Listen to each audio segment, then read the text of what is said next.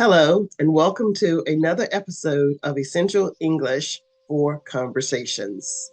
I'm Dr. Priscilla, a native English speaker, and I live in the United States. Today, I'm going to tackle the idiom an uphill battle. Picture this: you're climbing a steep hill. It's tough, right? That's exactly what this idiom conveys.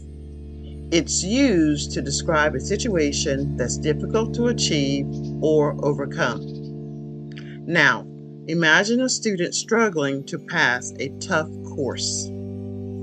Or imagine a small business trying to break into a competitive market.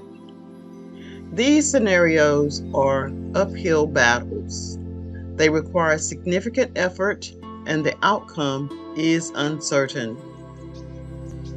It's important to remember every uphill battle leads to a breathtaking view, the satisfaction of overcoming challenges.